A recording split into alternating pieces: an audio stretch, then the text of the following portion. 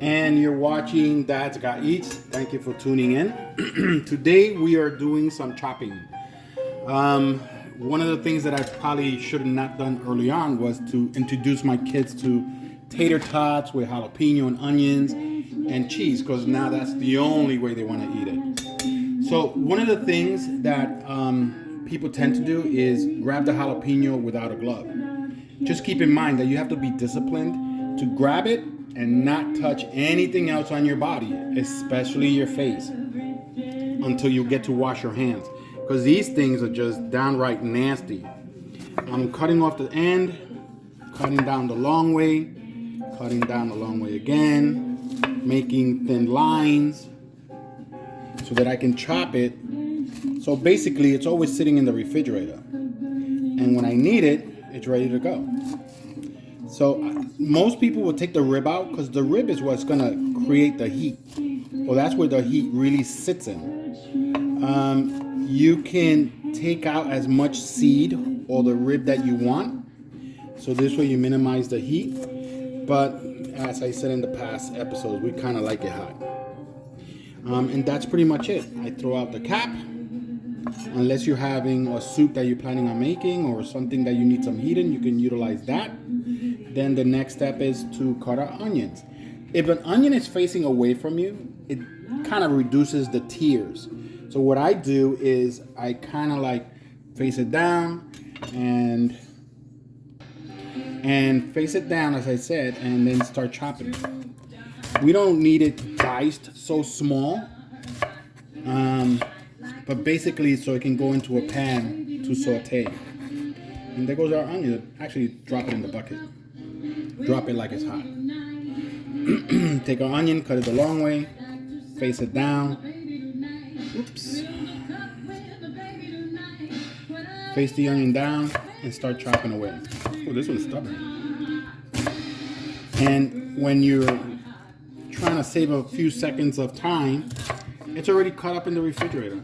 And you'll find yourself using onions a lot more, especially if it's already cut and you're saving it in a bucket. The same thing with jalapeno. At one point, we were not eating jalapenos in the house at all. But now that it's chopped up and sitting in a bucket, easily accessible, we're finding it more and more on our plate than ever. Then the next step is, since they gotta have those jalapenos, I'm gonna just take the frozen jalapenos, put them in a pot, put in some butter, wash my hands because it did touch the jalapeno.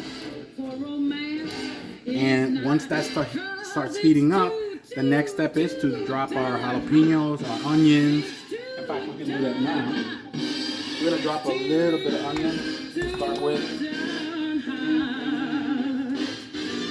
And we're gonna drop in a little jalapeno.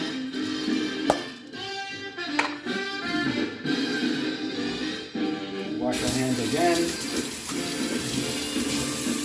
You can never wash your hands too many times when you're around jalapenos. And if you make that one mistake, which I have, and touch your face, and the burning sensation doesn't just go away by washing it. You're watching Dad's Got Eats. Don't forget to follow, bookmark, share with your friend, and send in those suggestions. And you're watching Dad's Got Eats. Our tater tots, jalapeno, and onion are coming along nicely. The next step is to add our cheese.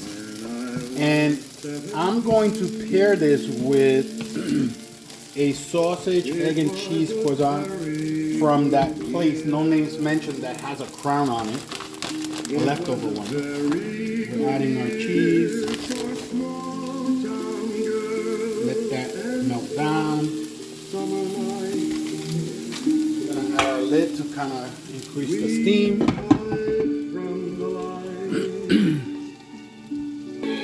And you're tuned in to Dad's Got Eat, where we made our jalapeno, onion, and tater tots. Now all we gotta do is plate up. We have our croissant from that place with the crown on it, no names mentioned.